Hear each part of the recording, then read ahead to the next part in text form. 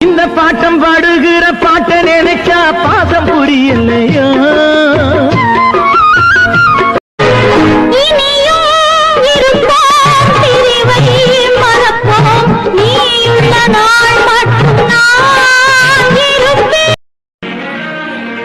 வெகு தூரம் நீ சென்று நின்றாலும் விழி மட்டும் தனியாக வந்தாலும் காரு வச்சு அழைக்கணும், கச்சேரி வைக்கணும், ஊர் பேசும் பேச்சாயிருக்கணும்.